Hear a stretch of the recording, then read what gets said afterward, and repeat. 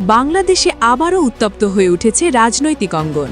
গতকাল ২৪শে ফেব্রুয়ারি দেশের বিভিন্ন স্থানে আওয়ামী লীগ এবং বিএনপির নেতাকর্মীদের মধ্যে বড় ধরনের সংঘর্ষের ঘটনা ঘটেছে। এই সংঘর্ষে দেশের ঠিক কোন কোন জায়গায় রক্তক্ষয়ী পরিস্থিতি তৈরি হয়েছে, কতজন আহত হয়েছেন এবং নিহতের খবর কি, আজকের ভিডিওতে আমরা এই ঘটনার বিস্তারিত তুলে ধরব। ভিডিওটি শেষ পর্যন্ত দেখুন সঠিক তথ্য জানতে। আপনারা জানেন, বর্তমান অন্তর্বর্তীকালীন সরকারের শাসনকালে রাজনৈতিক দলগুলোর মধ্যে আধিপত্য বিস্তার নিয়ে উত্তেজনা বিরাজ করছে। গত ১০ মে ২০২৫ থেকে আওয়ামী লীগের কার্যক্রম নিষিদ্ধ করার প্রক্রিয়া চললেও মাঠ পর্যায়ে এখনও দুদলের নেতাকর্মীদের মধ্যে চরম বিরোধ দেখা যাচ্ছে। গতকালের সংঘর্ষের সূত্রপাত মূলত স্থানীয় পর্যায়ের আধিপত্য এবং দলীয় কর্মসূচিকে কেন্দ্র করে, বিশেষ করে নির্বাচনের প্রস্তুতি এবং রাজনৈতিক অবস্থান জানান দিতেই এই মুখোমুখি সংঘর্ষ।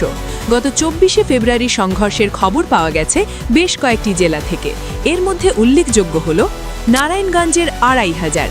এখানে লকডাউন কর্মসূচি ও দলীয় কার্যক্রমকে কেন্দ্র করে আওয়ামী লীগ ও বিএনপির মধ্যে দফায় দফায় সংঘর্ষ হয়েছে। ভোর ৫টা থেকে শুরু হওয়া এই সংঘর্ষে ককটেল বিস্ফোরণের ঘটনা ঘটে এবং বাড়িঘর ভাঙচুর ও লুটপাট করা হয়। মুন্সিগঞ্জের গজারিয়া, এখানে বিএনপি নেতাকর্মীদের ওপর আওয়ামী লীগের কর্মীরা হামলা চালায় বলে অভিযোগ উঠেছে। ধাওয়া পাল্টা ধাওয়া ও ইটপাটকেল নিক্ষেপে পুরো এলাকা রণক্ষেত্রে পরিণত হয়।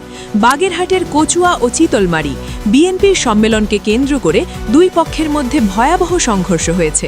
ঢাকার সোহরাওয়ার্দী উদ্যান, ঢাকার প্রাণকেন্দ্রেও উত্তেজনা দেখা গেছে, যেখানে পরিস্থিতি নিয়ন্ত্রণে পুলিশ ৪ জন সদস্যকে প্রত্যাহার করতে বাধ্য হয়েছে।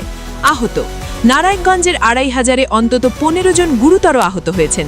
মুন্সিগঞ্জে এই সংখ্যা ২০ থেকে ৩০ জনের মতো।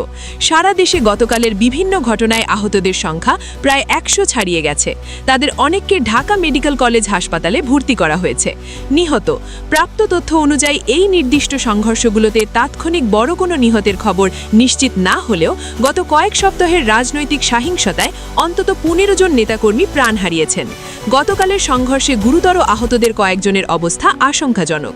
পরিস্থিতি নিয়ন্ত্রণে আনতে আইন শৃঙ্খলা রক্ষাকারী বাহিনী বিভিন্ন স্থানে টহল দিচ্ছে। অনেক এলাকায় ১৪৪ ধারা জারি করা হয়েছে এবং গণগ্রেপ্তার চলছে। পুলিশ জানিয়েছে, যারা জননিরাপত্তা বিঘ্নিত করবে তাদের বিরুদ্ধে কঠোর ব্যবস্থা নেওয়া হবে। বর্তমানে পরিস্থিতি কিছুটা থমথমে হলেও দেশের বিভিন্ন স্থানে এখনও উত্তেজনা বিরাজ করছে। এই ছিল গতকালের সংঘর্ষের সর্বশেষ আপডেট। রাজনৈতিক সহিংসতা কারোরই কাম্য নয়। আমরা আশা করি দেশের শান্তি ও স্থিতিশীলতা বজায় থাকবে।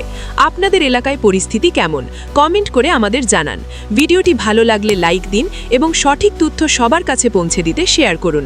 সাবস্ক্রাইব করে আমাদের সাথেই থাকুন। ধন্যবাদ।